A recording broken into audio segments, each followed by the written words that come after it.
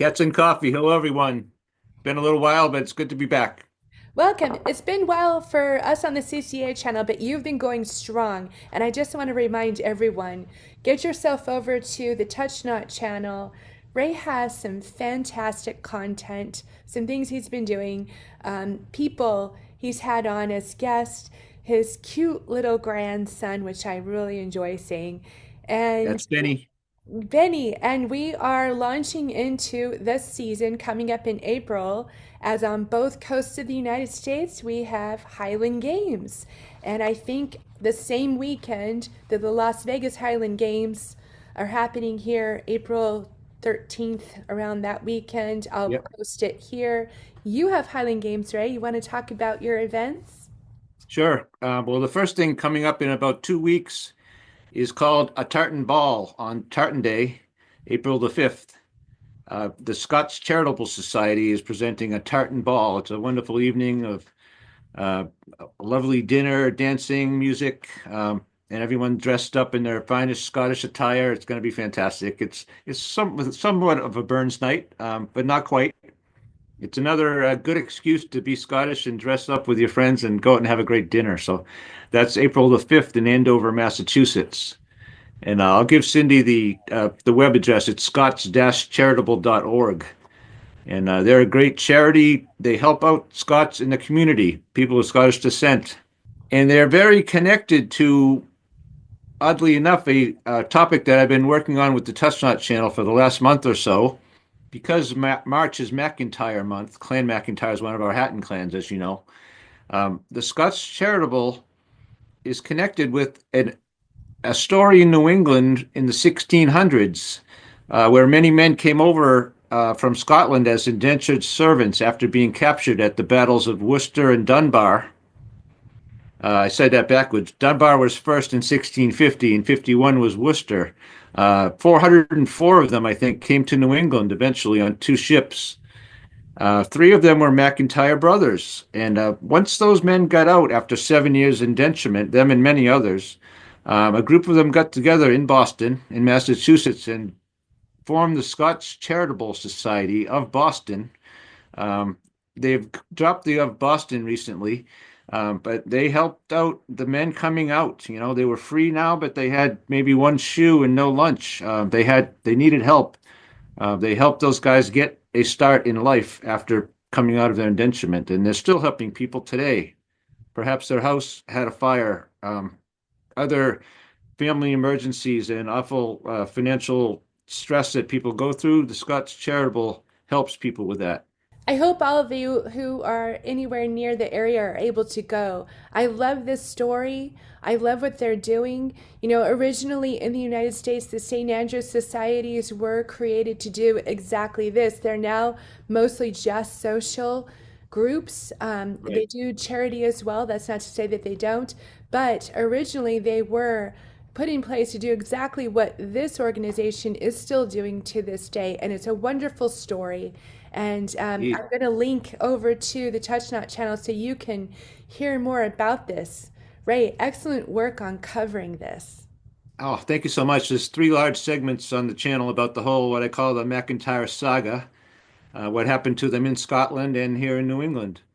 Um, and yes, so that Scots Charitable is 400 years old. In 2057, they will be 400 years old, ladies and gentlemen. So please help them out if you can. Come to the dinner with me. That will help them. Or go to the Scots Charitable website and donate to them or join their Here. society if you can, please.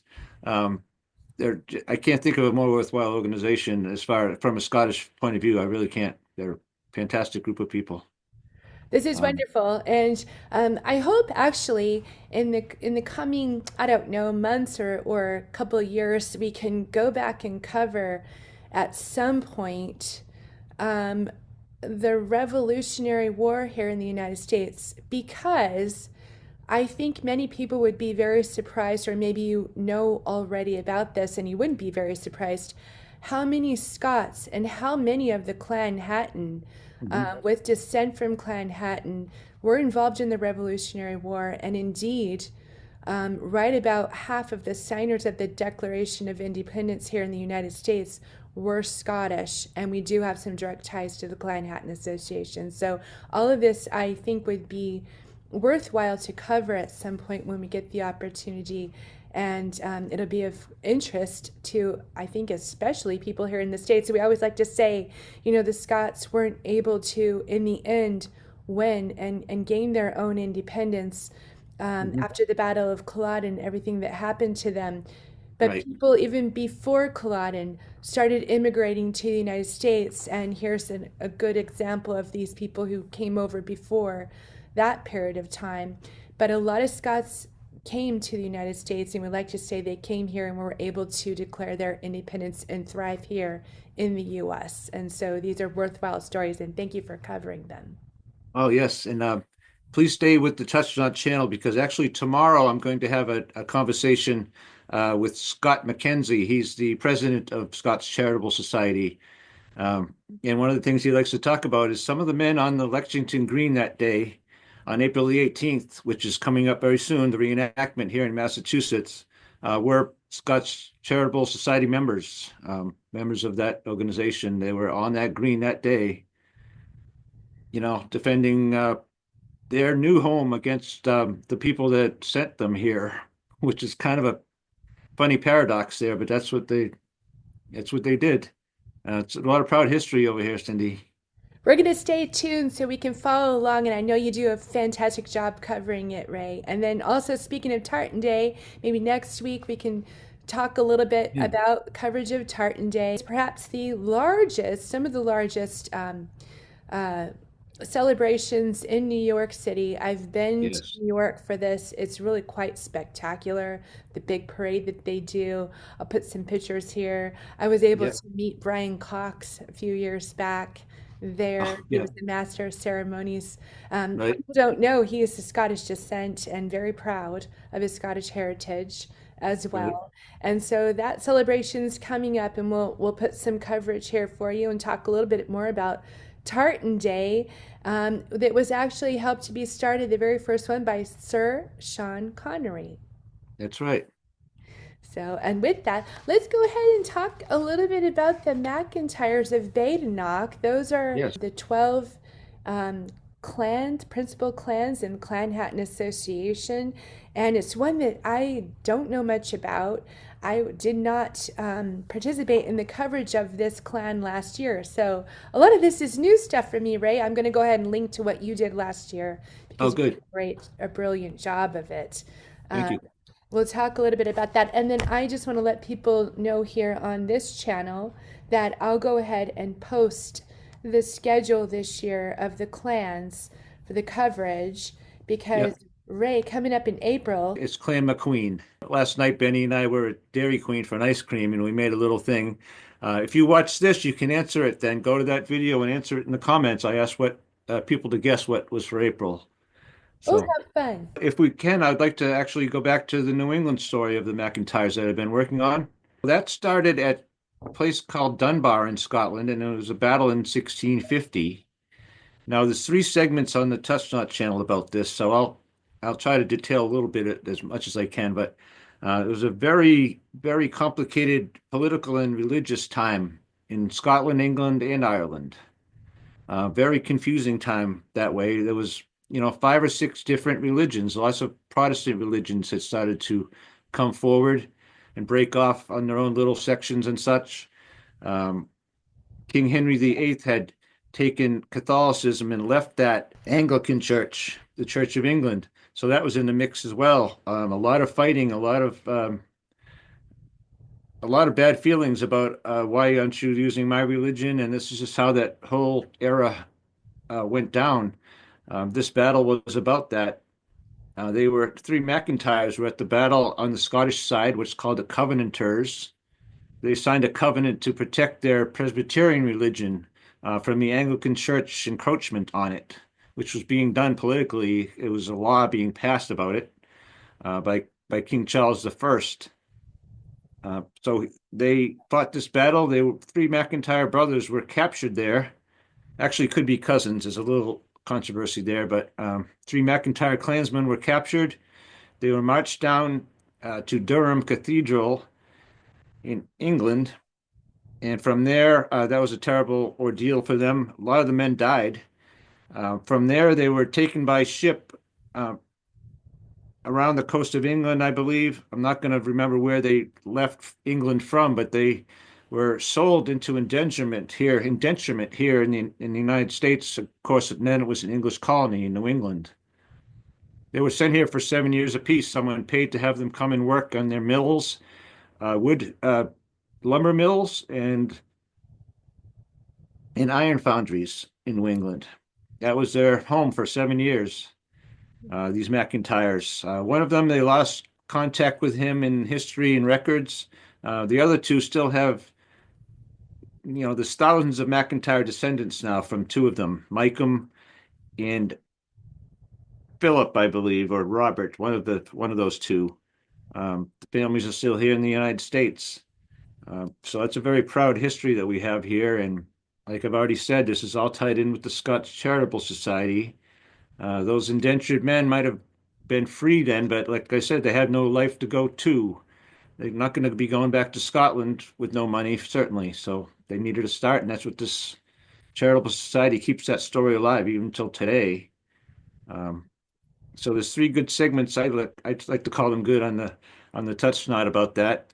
Two of them are the battle leading up to the battle itself, which is quite a lengthy one, and then the story jumps over here for another segment with two different people that were great enough to come on the channel with me, Jonathan Tucker and John Demos rather. And very detailed job I think we did. Let me know what you think, and please leave some comments and let us know if you enjoy it. Yeah, Thank you. please comment here, but please comment on the TouchNot channel. And our part of our new and improved Cats and Coffee for 2025, I'm not going to have so much of the verbiage in the description as I did last year. I wanted to make sure I covered everything, had all the resources in the description, and it's good to have things there, but I want to make it more readable, more concise, and so you're going to Okay. be able to find these links a little bit better. Just go ahead when you're done here and click on those links and watch these because they're fascinating, and I know that everyone here is going to enjoy them. And I just wanted to talk a little bit, if I may, about the origins of the MacIntyres of Badenoch and how they came to be part of Clan Chattan and the association. And I know, Okay. again, that you have covered a lot, Ray, on your TouchNot channel about the history. And just to look over and glance over at our new website, for those of you who haven't seen the Clan Chattan Association, the new website, Richard McBain of McBain, Chief of Ah, Clan McBain, helped construct this website with other people, okay. contributing a great deal. But it's a beautiful site, and if you haven't had a chance, I'll link it right. I'll put it up here and link it down below. But the MacIntyres in Badenoch, and I hope again that I'm pronouncing that correctly. I think that I am. MacIntyre means son of the carpenter. So if you can imagine, like Smith, there are many families with this name in the Highlands, Right. and if you go back and if you've heard some of our explanation earlier about surnames, surnames weren't a thing at the time. It was either having to do with your father, they tied you to your father, so they would use your father and they would say Mac. So William MacLachlan was William, son of Lachlan, for example. And one Yes. of our chiefs was named that. He didn't have a surname of Macintosh. So that's just a Yep. good example of how that works. So, or what you did for a living and what your trade was. And in this case, MacIntyre, being a carpenter, son of the carpenter. So on this site, they just allude to the records being in 1496. I'm going to read directly from the Kinrara, which is considered one of the foremost accounts of the chiefs, written down by Kinrara himself, from manuscripts that date back to the beginnings of Clan Chattan and Gilly-Catton. So I just wanted to read from page 27 just a little bit. And again, this is Old English. And the spelling is kind of crazy. I'm going to put up a little bit here so you can see it. It's interesting and fascinating to me because things are spelt phonetically, but they may be spelt a little bit differently. And in the early pages of the Kinrara, which this is, you'll see Clan Hatton is all one word, for instance. So, Right. Yes, I've seen that. and they have words like beg meaning smaller and more meaning larger. They go into great detail. Again, you will have heard this last year. They go into great detail to describe a man's stature. So when they introduce someone in this book, generally they make a description of his stature and or his character. So they do that here, and we'll begin with William, second of that name, and the 13th Lord of MacIntyres, captain of Clan Hatton. So William MacIntyres, Lachlan Badenoch's son, succeeded his cousin, German Farquhar or Farquhar MacIntyres, as captain of Clan Hatton and was nearest heir male in the year 1514. So he became chief in 1514. This William was a man of ordinary stature, fair and comely of face, brown and bright color of hair. He was a man of strong and vigorous constitution and a sharp and pregnant wit. But by fault of the times wherein he lived, he was not polished with letters, yet was very much obliged the gift of nature, and his greatest humane frailty was to be much given, and withal, as he was more liberal disposition than his fortune could goodly allow him to be. This is just an example of how they go into, Right. and then they talk about when he took his wife. The chronicle observation of William. This William was captain of Clan Hatton and had the management of affairs during his cousin Farquhar's captivity. Now, Hmm. Farquhar was captive in Edinburgh Castle for 2 years. Don't want to get too much into that, but was in a bit of trouble, let's just say, burning Yep. something, and discharged himself of that employment with great credit and commendation. For he not only kept the MacIntyres his estate in the same condition and integrity that he found it, notwithstanding the trouble of the times, but also kept the name of Clan Hatton in better order than any of his predecessors did before. He was a man of great action and greater expectation, courageous and resolute, and yet of meek and sweet disposition. I love that. Reminds me of you, right there. Well, all us Hattons are sweet. I don't know about the meek, but at times. Well, but a man of great action, great expectation, and courageous. So these are all very good qualities to have.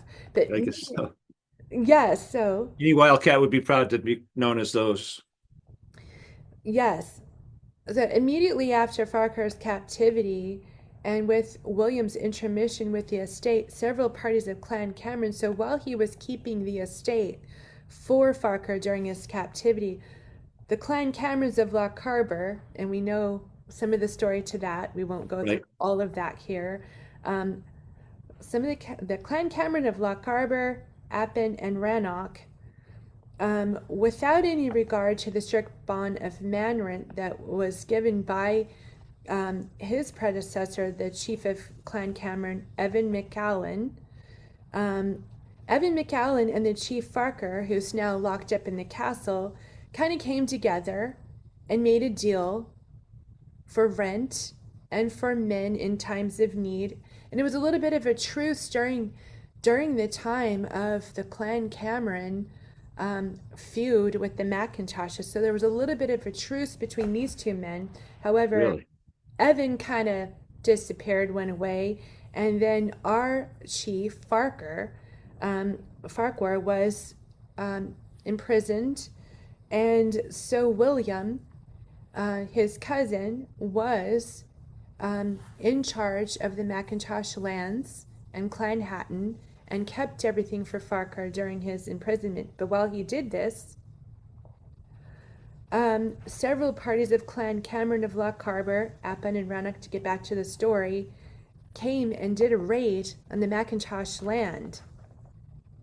And they killed people, anybody who made resistance and they took a lot of cattle. Of course. So they spoiled some of the lands. And so William made an expedition back onto the Clan Cameron, Of course he did.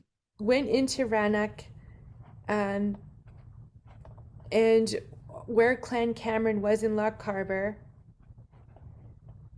and with the advisement of Dougal McGillicallum, who was his cousin, and they say again here, a stout and resolute gentleman. And they went and raided Clan Cameron lands in Loch Harbor. Dougal and William got 30 young, able men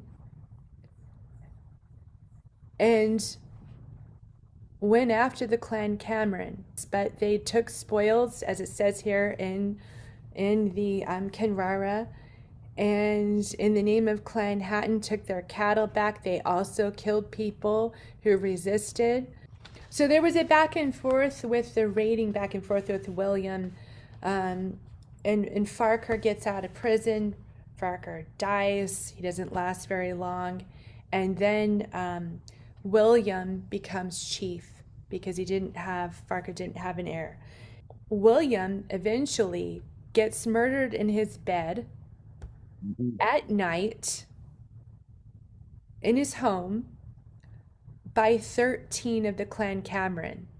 So 13 it took yeah, 13 of them. they snuck up on him in the dead of night and killed him while he was in his bed, murdered. Not his son, his brother. So Yes. Lachlan the second of that name and the 14th Laird of MacIntyres,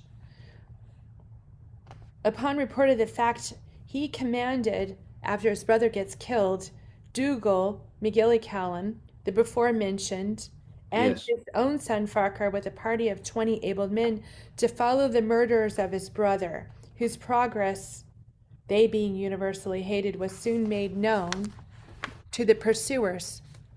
Dougal and his party followed them to Caithness, and from thence to Strathnaver, from Strathnaver to Ascent, from Ascent to Loch Colch, from Loch Colch to Abertarf,